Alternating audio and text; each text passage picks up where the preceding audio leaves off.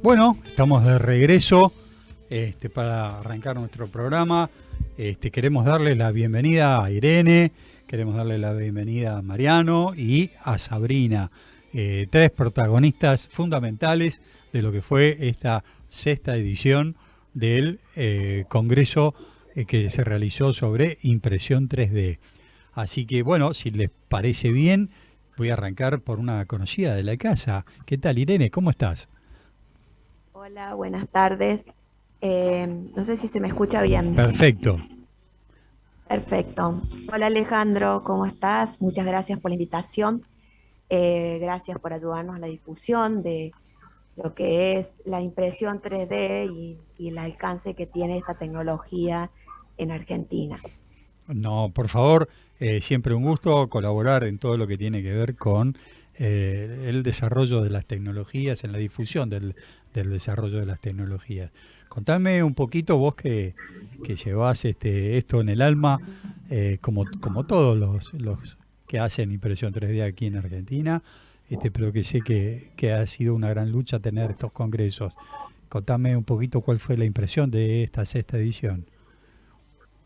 Bueno, esta sexta edición post pandemia creo que era muy esperada, justamente porque tuvimos 2 años sin poder realizar el Congreso de manera presencial y muchas veces nos preguntamos en realizar el Congreso de manera virtual, que de hecho hicimos un par de acciones durante pandemia totalmente virtuales que se llamaban After Tech, de los cuales eran las charlas un poquito resumidas durante los viernes, pero bueno, no, la gente necesita ver, tocar, charlar con los disertantes, quiere ir a comprar, bueno, obviamente quiere ver las impresoras en vivo, quiere charlar, hacer networking. Entonces, bueno, esta edición yo creo que fue una de las que más gente hubo, la que más gente participó.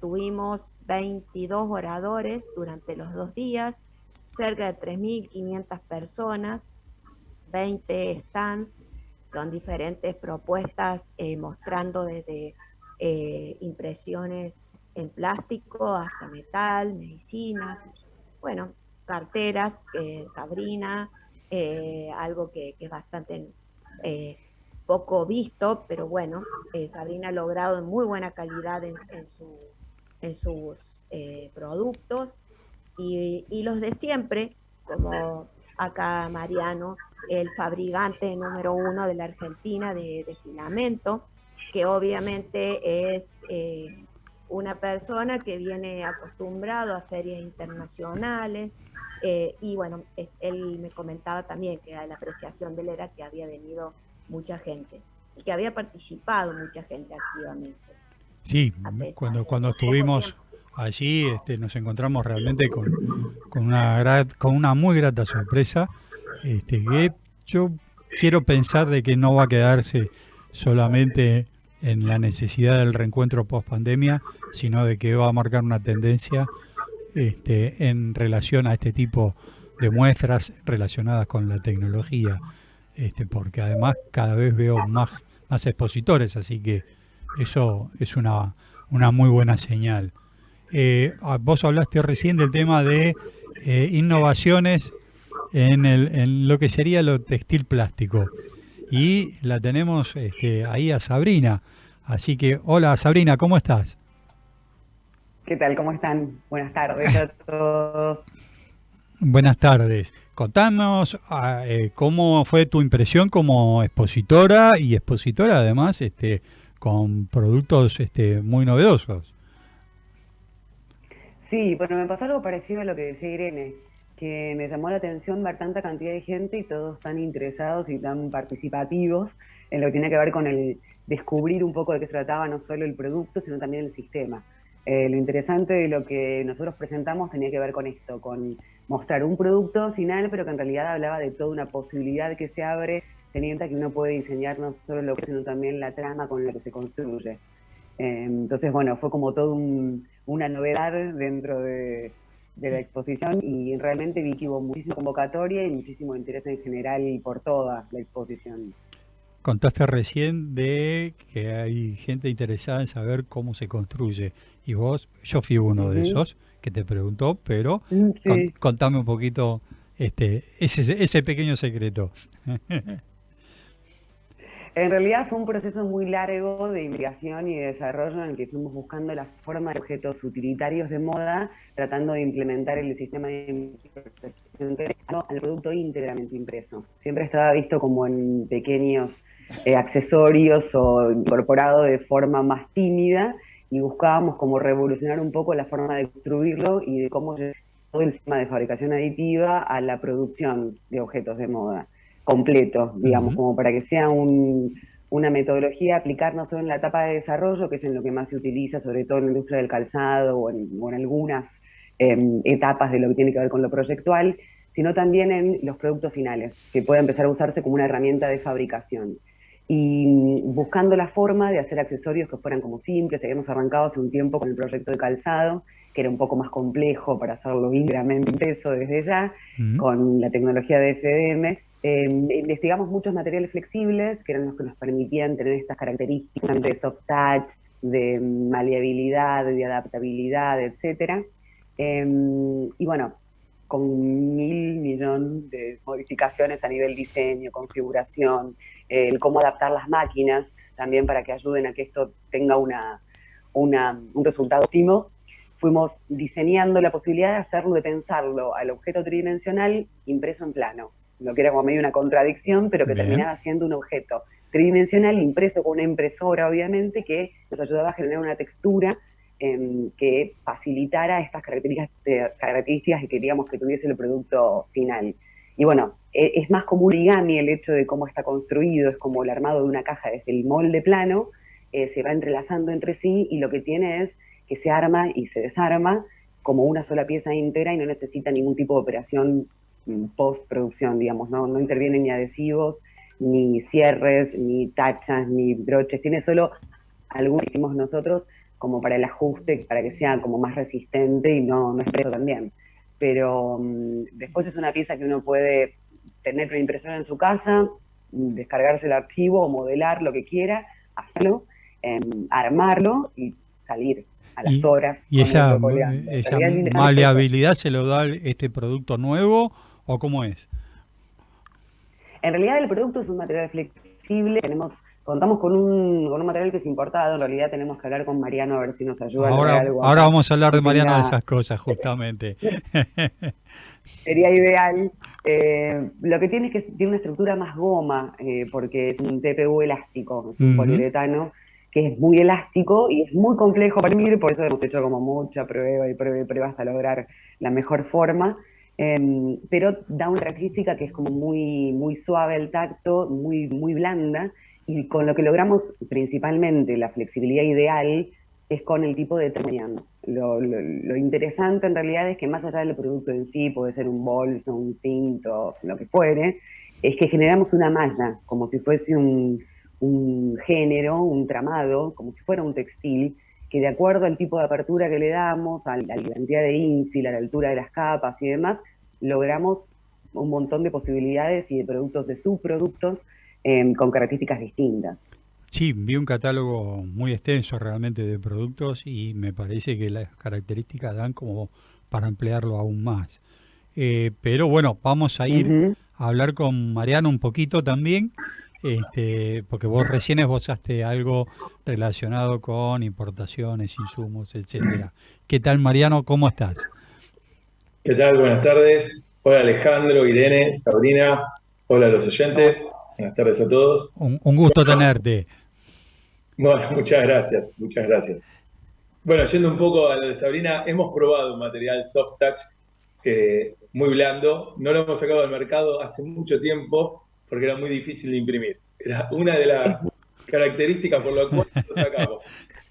Pero estamos probando nuevamente. De hecho, hoy mismo en fábrica estamos haciendo unos ensayos. Sabemos de qué material se trata. Así que, bueno, en breve te podré mandar muestras para que lo pruebes. Bueno, es una prueba más de que para lo que es un un empresario pyme no existen los feriados. No, exactamente, exactamente, exactamente. Eh, bueno, Y y hablando un poco del Congreso y sí, aportando un poco a lo que dijo Irene, primero, más que nada, agradecido a la Cámara, a Irene por invitarnos, por poder estar ahí con nuestro stand, por yo poder haber sido orador y, bueno, desde lo que uno sabe, aportar algo que quizás a la gente le interesa. La verdad que un tema que a mí me pareció muy interesante en este congreso es que a diferencia de los primeros congresos, en donde uno notaba que mucha gente iba a averiguar qué era impresión 3D, si bien en este congreso hubo mucha gente todavía que quiere saber de qué se trata, a ver qué puede hacer, hay mucho otro tanto que ya está trabajando con impresión 3D, que ya está teniendo su propio negocio y viviendo de impresión 3D y atravesando todos los rubros que uno se le pueda ocurrir. La verdad que es asombroso lo que a los usuarios de impresión 3D se les ocurre hacer y los nichos de mercado como Sabrina van abarcando que uno ni remotamente se los hubiese imaginado, ¿no? Y escuchás personas que arrancan con una impresora en la casa y te vienen a hablar, por lo menos nos pasó a nosotros, a nuestro mm, stand, hoy ya tengo 20, tengo 30, necesito tener tal material que antes no nos sucedía, necesito que el material, como ahora Sabrina nos dice, mira, me gustaría que fuese soft touch. Bueno, vienen otros que nos dicen, mira, necesito que el producto sea resistente a la intemperie, o necesito que el producto sea resistente a los hidrocarburos, o necesito que tal y cual cosa, que cuando nosotros iniciamos en el año 2013 con impresión 3D, pensábamos que eso iba a venir de la mano de la industria. claro. Y bueno, sorprendentemente no fue la industria que dio el primer paso en impresión 3D, sino los emprendedores que generaron un negocio y hoy son los que nos exigen, bueno, vayamos para tal lado porque necesito un producto que tenga tales y cuales características.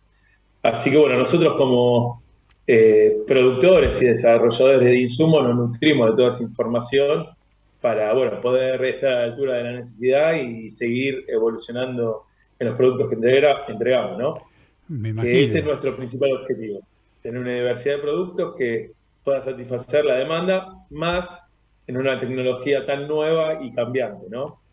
Bueno, vos recién hablabas del tema de la industria y yo creo que, bueno, justamente lo que está cambiando es el paradigma en general de la industria, ¿correcto? Entonces es como Sí, que esto de los que hoy son los emprendedores son los industriales seguramente en unos años más. Algunos ya han logrado armar granjas importantes, bien lo resaltaba vos. Este, sí, pero me imagino que Printalot, que es la empresa tuya, además, él también ha crecido durante todos estos años, porque un poco esta transformación general, cultural, de lo que es la economía del conocimiento, los ha llevado de la mano. Contanos un sí. poquito cómo ha sido justamente ese crecimiento, porque me imagino que todos estos requerimientos implican de que montes un laboratorio para experimentar, etcétera. Sí. Bueno, nosotros con mi socio iniciamos en el año 2013 la fabricación de filamentos para impresión 3D solamente para lo que es FDM, porque bueno, no, en ese momento había pocas impresoras, pero era muy difícil conseguir el insumo. Las impresoras que habían eran hechas en casa con este modo open source que abrió de Ujú. impresión 3D. Y bueno, se podían armar ciertas impresoras, pero no se conseguían los insumos. Entonces, bueno, empezamos a ver, bueno, la posibilidad de fabricar filamentos y desembarcamos haciendo este tipo de productos. No fue nada fácil porque, como cuento siempre, no había polímeros especiales para impresión 3D. E impresión 3D tiene una particularidad que si uno quiere, en el gran consumo de polímeros está lo que es extrusión, por un lado, y lo que es inyección, por el otro. Las dos grandes industrias que consumen Polímeros. polímeros. Bueno, impresión 3D no es compatible con ninguna de las dos. Está intermedia a las dos. Entonces, conseguir materiales en ese momento para impresión 3D era súper difícil. Impresión 3D recién arrancaba, los volúmenes para los fabricantes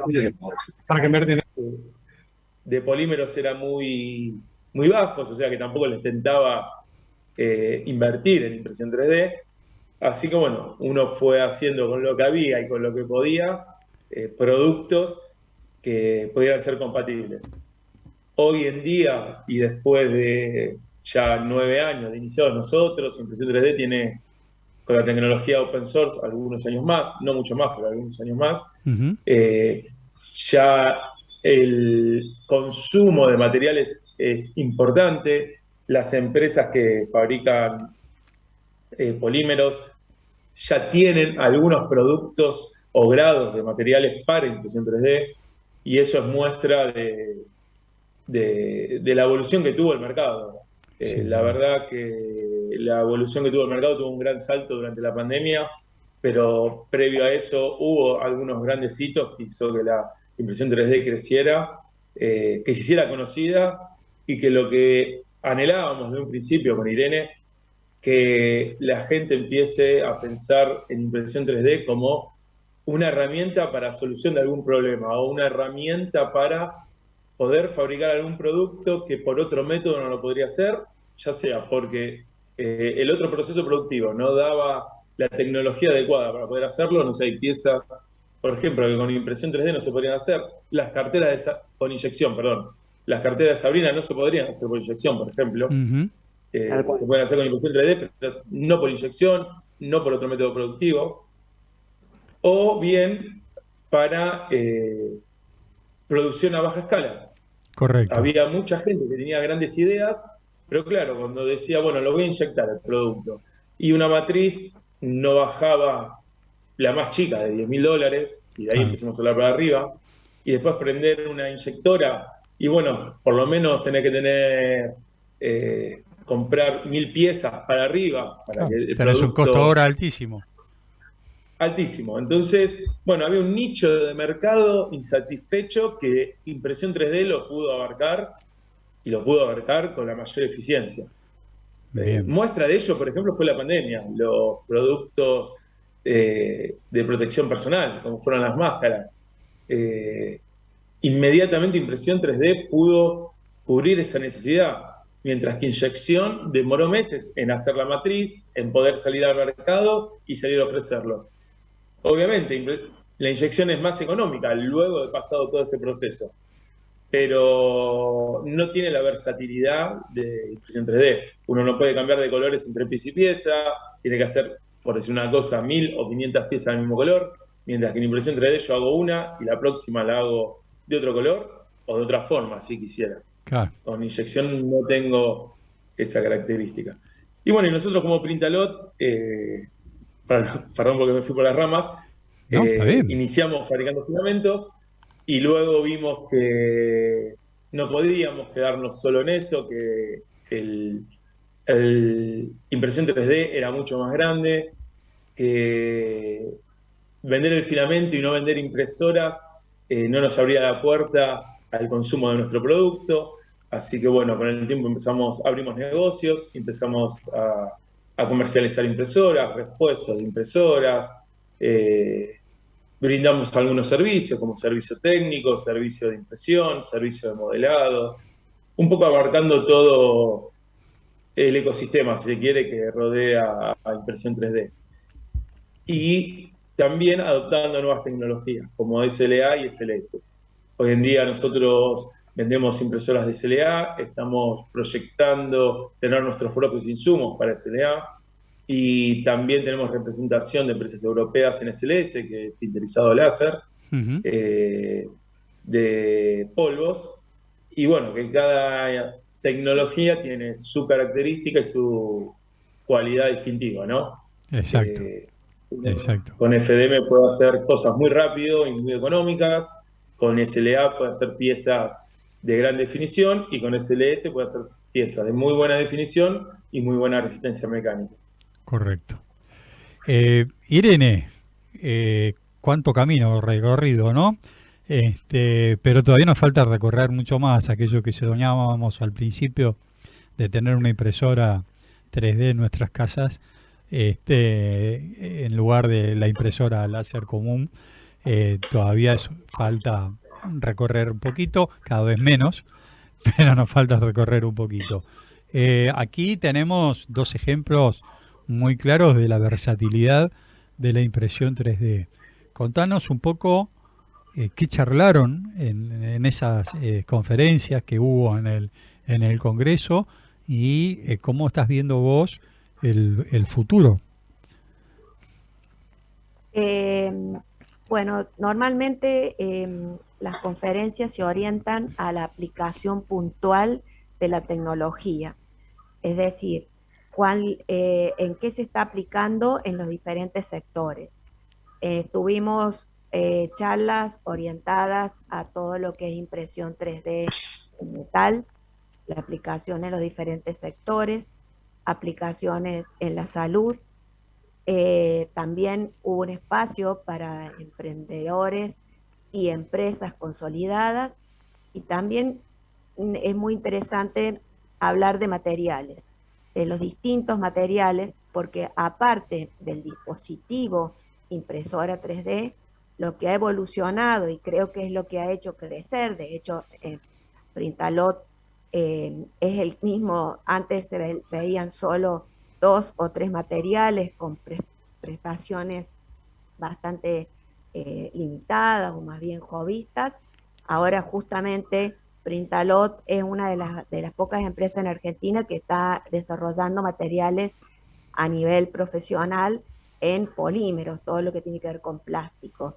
Entonces también creo que la impresión 3D avanza justamente por el avance de los materiales. Las prestaciones, que tienen mayores prestaciones los materiales. Entonces, bueno, hubo charlas acerca de eso. También empresarios y empresas contando en qué se aplican.